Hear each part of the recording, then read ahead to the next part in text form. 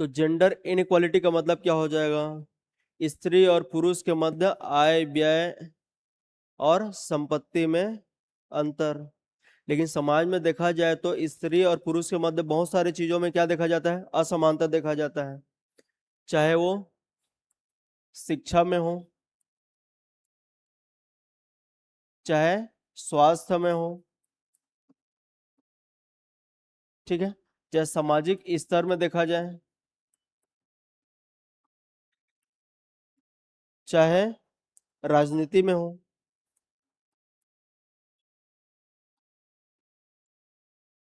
चाहे आर्थिक स्थिति में देखा जाए, तो सभी स्तर पर स्त्री और पुरुष के मध्य क्या दिखता है? असमानता दिखता है।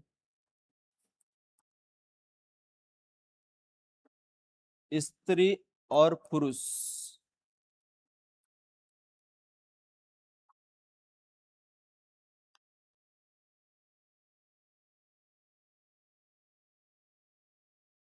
असमानता,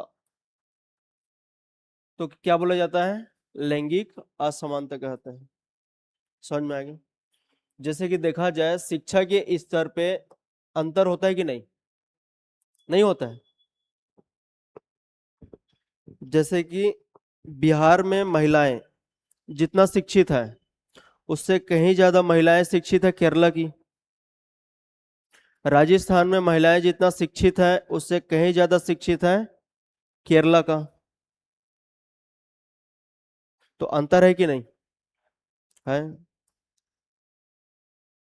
तो राज्यों में यदि स्त्री और पुरुष के शिक्षा के स्तर पे भी देखा जाए तो भी अंतर है।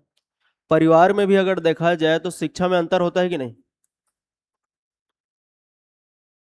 घर में दो बच्चे हैं, एक लड़का एक लड़की।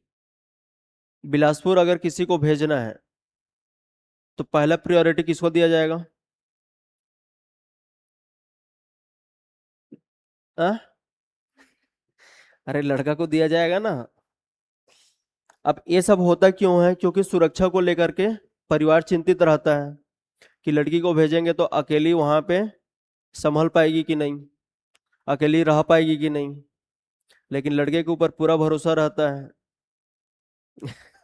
मार खा भी जाएगा तो कोई दिक्कत नहीं है। ठीक है।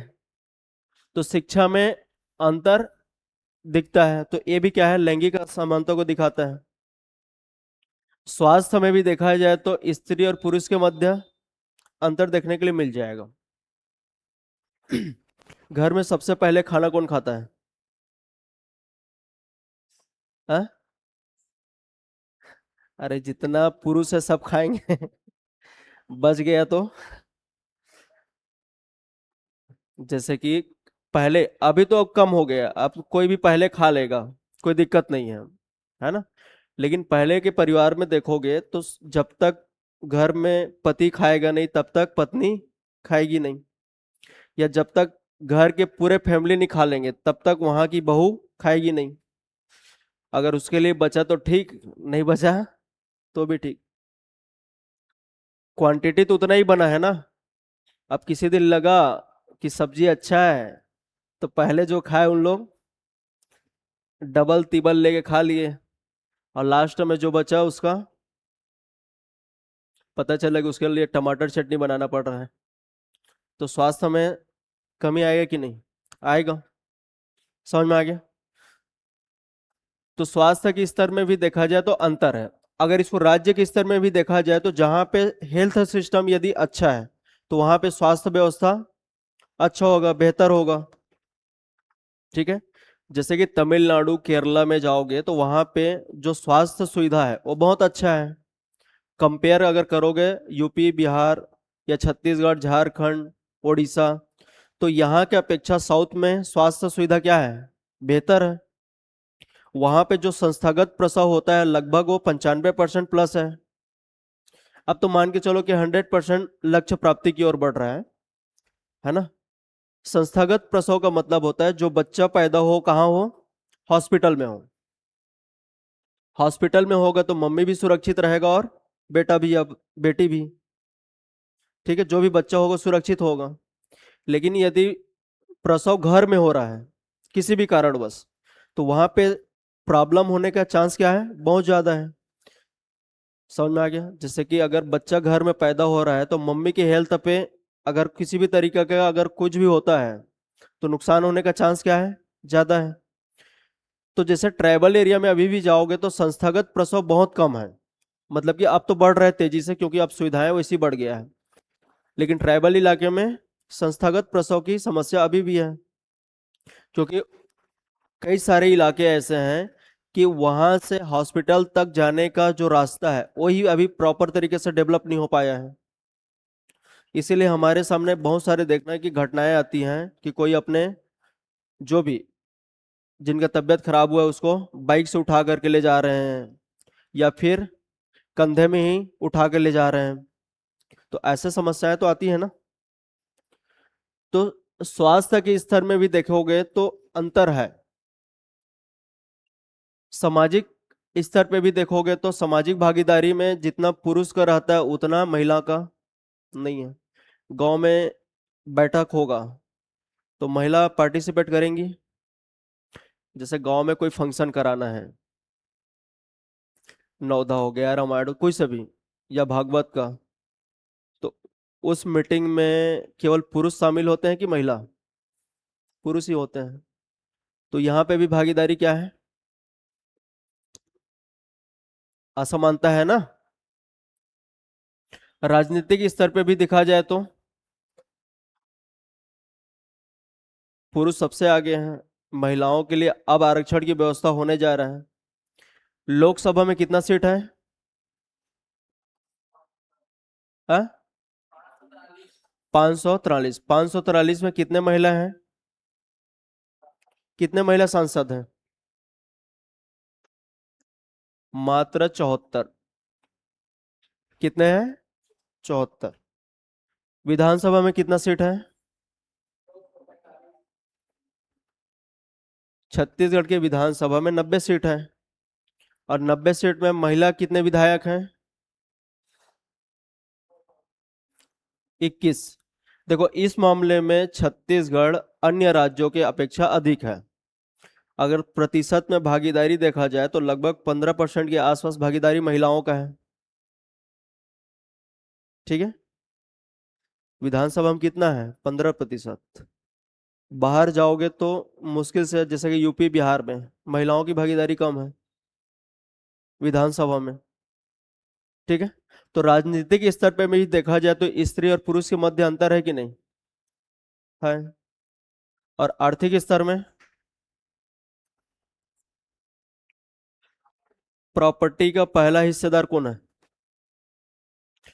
अभी भले उत्तराधिकार अधिनियम आया है जिसके तहत, पुराना है ना, उसमें जो भी बच्चा होगा, चाहे लड़की हो या लड़का, प्रॉपर्टी दोनों में बटेगा। लेकिन हमारे सोसाइटी अभी तक उसको अडॉप्ट नहीं कर पाया है। तो इसके वजह से उत्तराधिकार अधिनियम के बावजूद अभी संपत्ति किसके पास जाता है? पुरुष होगा उसके पास जाएगा। ठीक है। तो संपत्ति में भी क्या दिखता है? लैंगिक असमानता दिखता है कि नहीं है? लेकिन इन सब का समस्या का समाधान करने के लिए सरकार द्वारा बहुत सारे प्रयास किए गए हैं, उसको भी ध्यान में रखना है। जैसे कि देखा जाए शिक्षा के स्तर पे सरकार ने काम करना किया है कि 6 से 14 वर्ष तक के बच्चों को अनिवार्य शिक्षा की व्यवस्था है कि नहीं? मिड डे मील योजना की शुरुआत की गई है ताकि लोग वहां तक पढ़ने आए। स्वास्थ्य सुविधा में देखा जाए तो बहुत सारे सुविधाएं, जैसे कि आयुष्मान भारत है।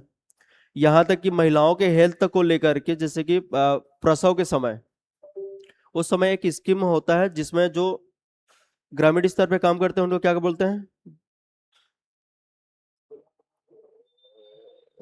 मितानिन। तो मितानिन लोग अब क्या करते हैं कि अगर कोई महिला गर्भ हुआ है तो शुरू से ही उनका देखभाल करना क्या कर देते हैं, शुरू कर देते हैं। सरकार उनको पैसा भी देती है। अगर संस्थागत प्रसव आप करा रहे हैं हॉस्पिटल में, यदि आपका बच्चा हो रहा है तो आपको फिक्स अमाउंट दिया जाता है। और यहाँ तक कि आपको न्यूट्रिशन फूड वगैरह टेबलेट वगैरह ये सब चीज़ दिया जाता है अगर किसी भी तरीके का कमी हो रहा है तो स्वास्थ्य के क्षेत्र में भी बहुत सारे काम हो गए हैं। सामाजिक स्तर पे धीरे धीरे बदलाव देखने के लिए मिल रहा है।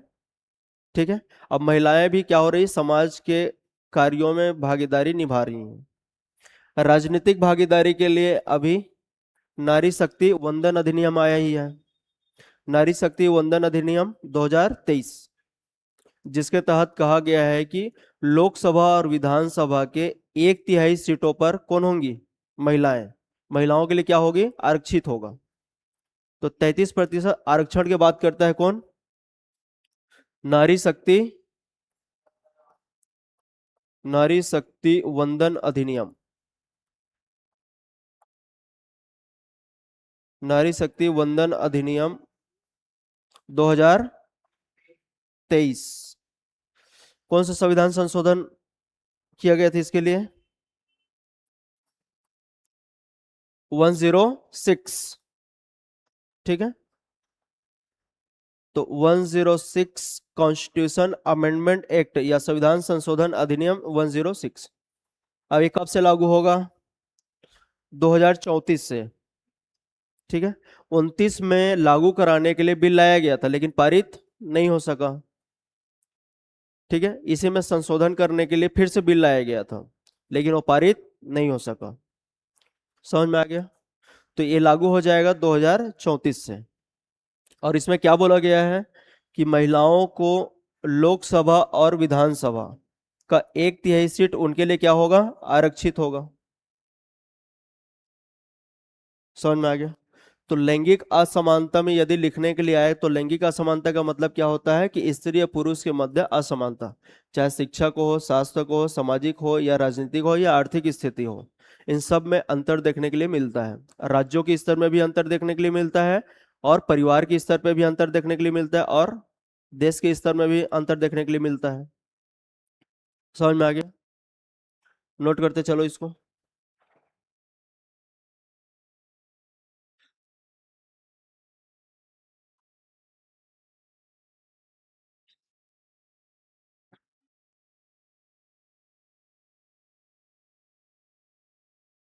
दीपक सिंह। अब घर में खाना पहले कौन खाएगा?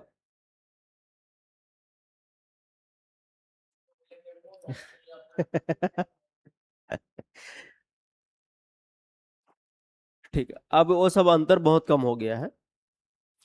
देखो जितने भी बदलाव अभी चाह रहे हैं ना, वो एक दो पीढ़ी आते आते सारा बदलाव हो जाएगा। समझ में आ गया। पुराने लोग परिवर्तन को बहुत जल्दी स्वीकार कर नहीं पाते। ठीक है। तो सुधार धीरे धीरे आएगा।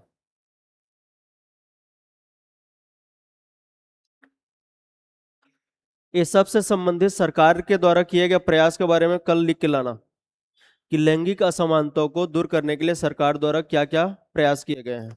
अभी क्वेश्चन लिखवाता हूं मैं।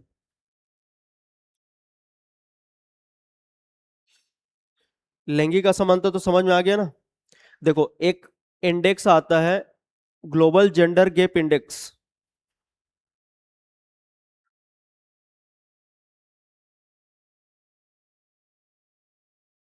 ग्लोबल जेंडर गैप इंडेक्स क्या दिखाता है,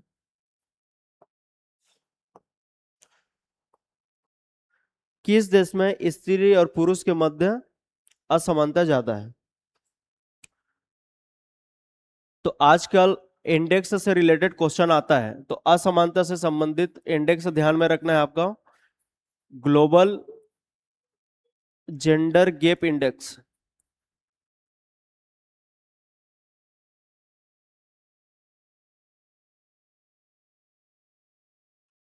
ठीक है। वैश्विक लैंगिक असमानता रिपोर्ट बोल सकता हूँ।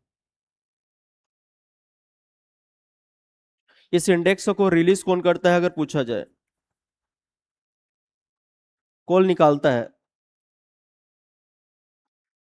Released by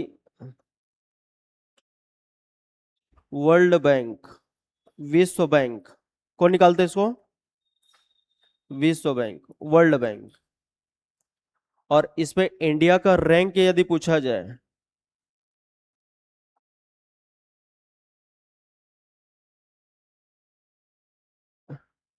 India's rank, India का रैंक कितना है, तो 131 आउट ऑफ 148 कंट्री।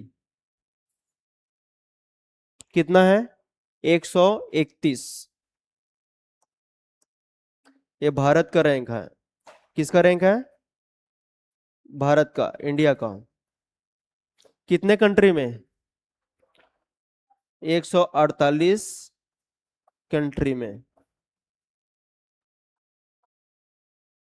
समझ में आ गया। Global gender gap index release कौन करता है, तो वर्ल्ड बैंक। भारत का रैंक क्या है, तो 131। एक कब का रैंक है, 2025। ग्लोबल जेंडर गैप इंडेक्स 2025 में इंडिया का रैंक क्या है पूछा जाए, तो 131 आउट ऑफ 148 कंट्री। ये सब इंडेक्स के बारे में पढ़ करके रखना। मानव विकास सूचकांक के बारे में पूछा जा चुका है, ग्लोबल जेंडर गैप इंडेक्स के बारे में भी पूछा जाएगा। ह्यूमन डेवलपमेंट इंडेक्स कौन निकालता है,